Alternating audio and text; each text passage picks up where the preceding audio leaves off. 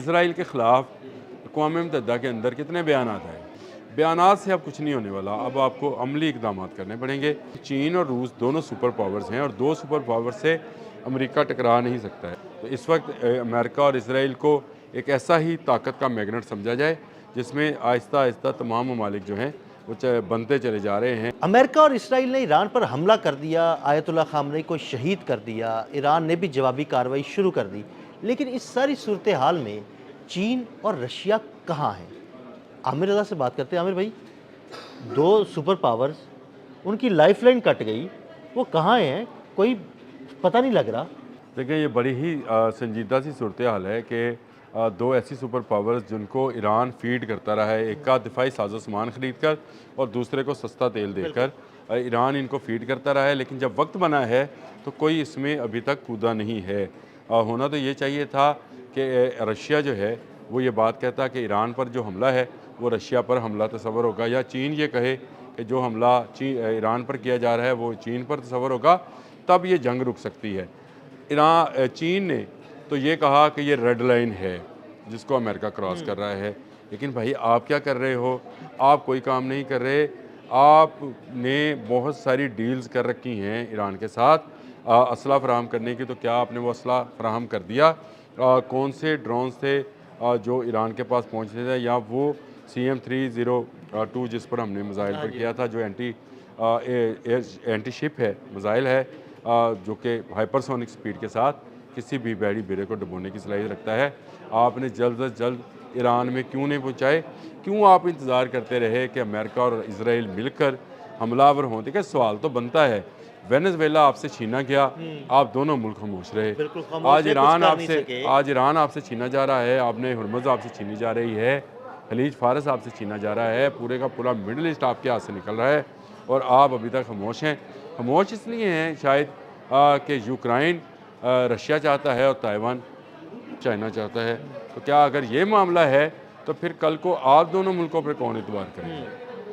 Iran ने अपनी पूरी की पूरी दिफाई हिकमत अमली जो है इन दो ममालिक की मरून मिन्नत ही तैयार कर रखी है।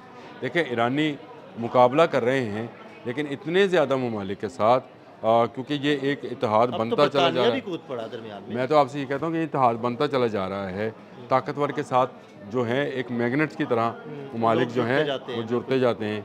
तो इस वक्त अमेरिका और इसराइल को एक ऐसा ही ताकत का मैग्नेट समझा जाए जिसमें आहिस्ता आहिस्ता तमाम ममालिक जो हैं वो बनते चले जा रहे हैं। खुद ईरान की जो हिकमत अमली थी कि इस जंग को मिडल ईस्ट तक फैलाया जाएगा, तो अब मिडल ईस्ट में आप ये देखें ना कि सऊदी वली अहद जो हैं मोहम्मद बिन सलमान, उनका ये बयान कि हम मिडल ईस्ट के ममालिक पर ईरान के इस तरह के हमलों की मजम्मत करते हैं और इसे बर्दाश्त नहीं किया जाएगा। तो इसका मतलब ये है कि वो जो मैग्नेट ऑफ पावर है उसके इर्द गिर्द जो है मुल्क इकट्ठा होना शुरू हो गए हैं।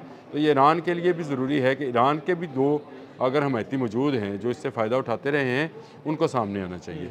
देखिए, सुप्रीम कमांडर तक तो मार दिया गया, अली ख़ामनेई चले गए, आबने हुर्मुज़ के बिल्कुल करीब जो है अमेरिका का डेरा है, और ये जो लाइफ लाइन है ऑयल की ये बंद हो रही है। और ये सिर्फ हमारी बंद नहीं होगी, यानी पूरी दुनिया की नहीं होगी। सबसे ज़्यादा नुकसान इसमें चीन को है। बिल्कुल ऐसे ही है।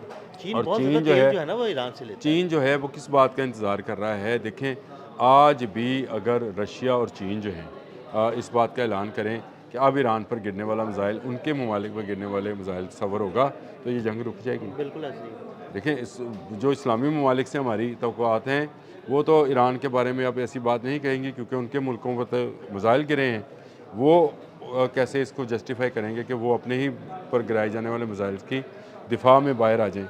लेकिन चीन और रूस दोनों सुपर पावर्स हैं और दो सुपर पावर से अमेरिका टकरा नहीं सकता है, ये बात हकीकत है। वो ईरान से टकराते हुए उसकी अब टांगें कांप रही हैं, यानी ईरान जो है उसके मिज़ाइल्स और उसके ड्रोन्स जो हैं उससे रुक नहीं पा रहे। तो लेकिन अगर चीन और रशिया ऐलान कर दें तो फिर अमेरिका कहाँ ठहरेगा? अपने मुल्क से इतने हज़ार किलोमीटर 12,000 किलोमीटर दूर वो लड़ने के लिए आया हुआ है, उसको बहुत ज़्यादा जो है रसद नहीं पहुंच सकती है अगर जंग जो है फैले। और ये जंग फैलनी है, आज फैले कल फैले, चाइना और रशिया को उस वक्त भी तो आना है।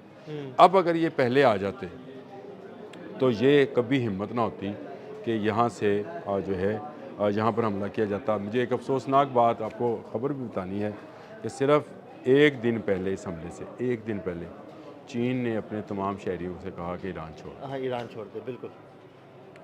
देखें, आपने फिर अमेरिका को शह दी। मैं इसको अगर दूसरे अल्फाज में इस्तेमाल करना चाहूँ तो क्या आपने अमेरिका को शह दी कि हम अपने लोग निकाल रहे हैं? अगर चाइनीज़ वहाँ मौजूद रहते तो शायद अमेरिका इस तरह से हमलावर ना हो। बिल्कुल ऐसे ही। क्योंकि अगर चाइनीज़ लोगों की जान जाती तो ये चीन पर बन आती। उसने निकाल ली है।